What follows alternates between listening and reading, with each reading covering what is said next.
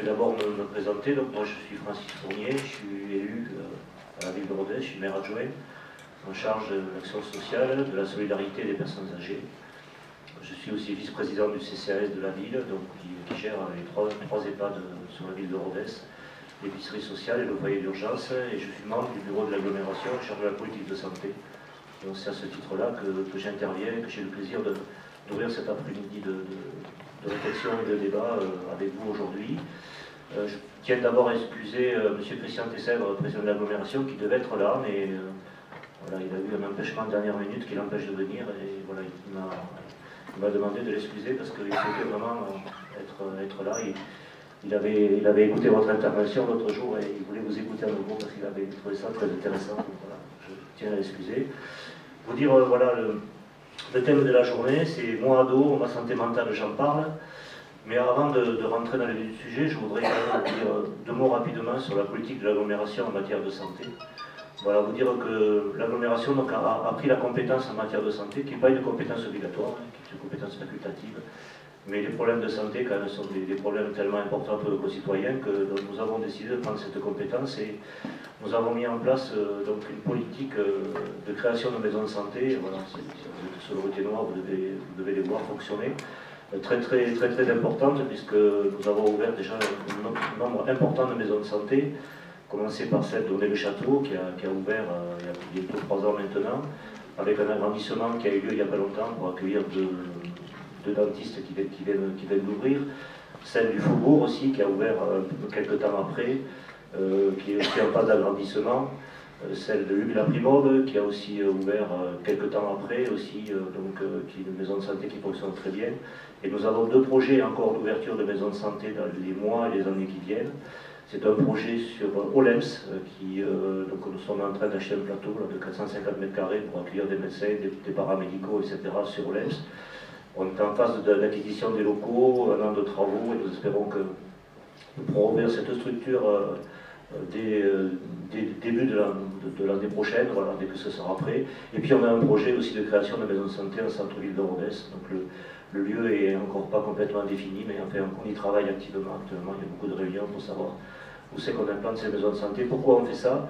On fait ça parce que vous savez qu'il y a énormément de problèmes d'attractivité médicale aujourd'hui et que les maisons de santé sont un des moyens d'accueillir des médecins et aussi des paramédicaux, parce que tout le monde est maintenant content de travailler ensemble. Donc ce sont des structures qui permettent d'accueillir de nouveaux et de jeunes médecins. Et donc on a une politique extrêmement dynamique sur l'agglomération dans ce sens-là. Et aussi, donc l'agglomération s'est donné comme objectif la mise en place avec l'ARS. Alors le responsable de l'ARS va arriver tout à l'heure, je pense qu'il dit qu'il nous rejoindra dans l'après-midi. Dans le cadre du contrat local de santé et du contrat local de santé mentale, donc ces 2 structures qui nous ont permis de pouvoir organiser la réunion d'aujourd'hui. Et donc je salue Marlène Salle qui est là, donc, qui est la coordinatrice du contrat local de santé, du contrat local de santé mentale, et qui est une cheville ouvrière de l'organisation de cette journée. Je crois qu'il faut la remercier, parce que si autant de monde dans la salle, elle ne dit pas pour rien, parce qu'elle s'est beaucoup démenée pour l'organisation de cette journée. Donc je tenais à la remercier de l'organisation de cette journée. Voilà. Saluer aussi l'ensemble des partenaires qui nous accompagnent aujourd'hui. C'est l'agglomération, bien entendu, sur ce contrat local de santé et ce contrat local de santé mentale. Nous ne sommes pas seuls. Nous sommes avec beaucoup de partenaires. L'ARS, bien sûr, qui nous accompagne et qui est vraiment au rendez-vous chaque fois qu'on lui demande de venir avec nous.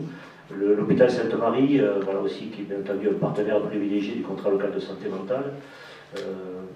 L'UNAFAM, je dirai 2 mots sur les partenaires tout à l'heure. Le SAMSA, la Maison des Adolescents de Rodez, qui va ouvrir bientôt, l'association ETERTRE 12, le GEM Métamorphose, l'IPEP 12 et l'UDAF, qui sont des partenaires de cet après-midi, voilà, que je remercie d'être là. Un mot rapide sur ces partenaires. Bon, je vais commencer par peut-être le plus important d'entre eux, qui est l'hôpital Sainte-Marie. Pas trop de mal pour moi à présenter l'hôpital Sainte-Marie, puisque j'ai fait ma carrière professionnelle. Je salue d'ailleurs, j'ai vu quelques têtes connues de l'hôpital Sainte-Marie dans la salle. Je salue mes anciens collègues. L'hôpital Sainte-Marie, sa vocation, elle est double. C'est le sanitaire et le médico-social. Le centre hospitalier, en charge de la psychiatrie générale adulte, sur 4 des 5 secteurs géographiques du département, Rodez, Espalion, Villefranche-de-Rouergue et les Caseville.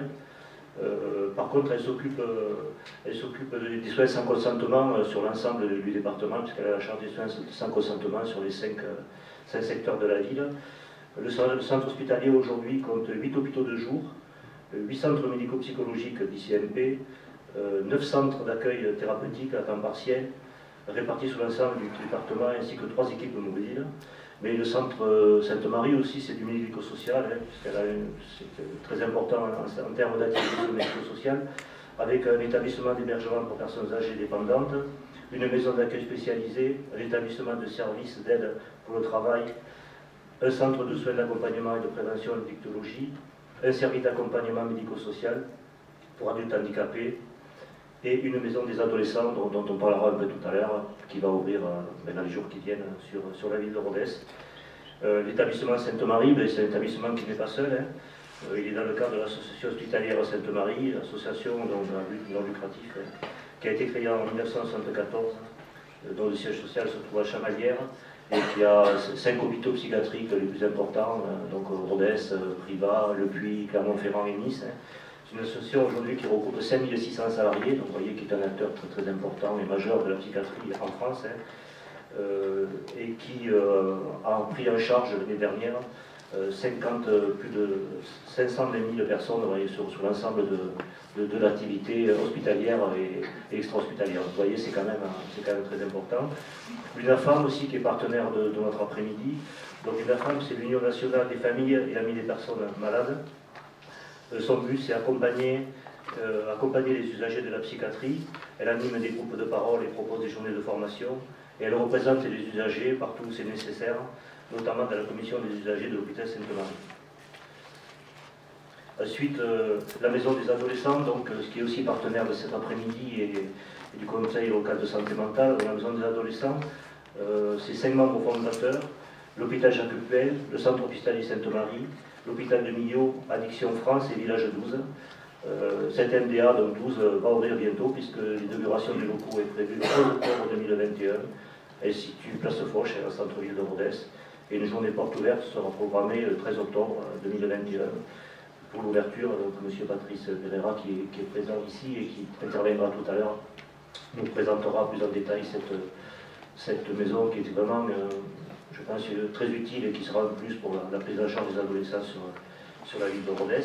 Le SAMSA psychiatrique, voilà aussi, psychique, pardon, le SAMSA, donc, sa vocation, c'est s'occuper des adultes handicapés, voilà, spécialisés dans le cas psychique. Donc ça a ouvert en 2019. Deux acteurs majeurs du territoire se sont associés. La Fondation Octéo, qui est ancienne à l'API, et l'Association hospitalière Sainte-Marie, qui est là aussi présente. Le service est autorisé pour 15 places. Et à terme, il y aura 45 personnes suivies en termes de file active. Les personnes accompagnées sont entre 18 et 59 ans. C'est une équipe pluridisciplinaire qui compte 3 binômes infirmiers et éducateurs. Ses missions, c'est accompagner les personnes dans une démarche globale, soutenir leur capacité à s'autodéterminer, contribuer au processus de rétablissement, faciliter l'accès de l'ensemble des services offerts à la collectivité et s'inscrire dans une démarche de prévention de la santé. Le GEM Métamorphose aussi, qui est aussi partenaire avec nous. Donc, ce sont des groupes d'entraide mutuelle qui sont des associations portées par des adhérents en situation de fragilité psychique ou bien par des personnes présentant des troubles du développement. Le but du GEM est de créer un lien pour rompre l'isolement. C'est aussi favoriser l'autonomie et la participation des personnes au sein de l'association. Autre partenaire, le réseau professionnel ETERTO 12. C'est une association créée là en 2020 pour fédérer les professionnels de santé. Cette association aujourd'hui a pour but d'informer et de développer des réponses thérapeutiques non médicamenteuses, c'est important de le préciser, qui peuvent venir compléter bien entendu les offres de soins traditionnels. Ça vient en complément et pas en contradiction avec les soins autres donnés. Il y a 21 spécialistes dans cette association qui travaillent dans tous les secteurs. Et cette association a son siège au cœur aussi de la ville de Rodez, 5 rue Adelessou. Voilà, son représentant est aussi là et nous dira 2 mots tout à l'heure. Le dernier partenaire, c'est l'UDAF, qui est aussi très implanté sur la cité, qui est connu pour son service de tutelle et curatelle, mais qui ne fait pas que ça, qui fait aussi de l'accompagnement des familles en difficulté psychique, hein, et qui est en train d'ouvrir aussi une structure très intéressante. C'est une résidence d'accueil pour de 20 places qui va permettre à des gens en difficulté psychique de pouvoir se loger dans une résidence où ils seront accompagnés, suivis, et qui leur permettra donc de pouvoir peut-être créer les structures où ils sont aujourd'hui pour pouvoir retrouver une vie normale. Voilà donc l'ensemble des partenaires. Vous voyez, c'est beaucoup de monde, beaucoup de gens qui travaillent avec nous sur ce dossier, et donc je suis très fier et très heureux de pouvoir les accueillir aujourd'hui. Et rapidement, donc 2 mots sur l'organisation de notre après-midi. Donc voilà, après ce mot d'ouverture, je laisserai la place à M. Gérard Guestre, qui vient de Clermont-Ferrand, hein, qui est un professeur de philosophie, voilà, qui est déjà intervenu donc, il y a quelques jours pour les 90 ans de l'hôpital Sainte-Marie, et qui nous fait le plaisir et l'honneur d'être parmi nous aujourd'hui. Donc je laisserai la parole. Et après, je vous proposerai donc de travailler autour d'une table ronde, où il y aura là aussi plusieurs intervenants. Monsieur Nicolas Sassus, psychothérapeute, qui nous parlera des adolescents de l'extrême. Monsieur le docteur Veza, qui est psychiatre et médecin-chef à l'hôpital Sainte-Marie, donc qui nous parle. Je suis médecin. Ah, pardon, excusez-moi, médecin à l'hôpital Sainte-Marie, qui nous interviendra sur le thème Être adolescent à l'heure de la crise sanitaire. Monsieur Jean-Pierre Flac, donc, qui interviendra, donc, de l'UNAFAM, qui interviendra sur les droits des adolescents. Et monsieur Fabrice Pereira, donc, comme je l'ai indiqué tout à l'heure, coordinateur de l'MDA, qui nous présentera ce nouveau service sur la ville.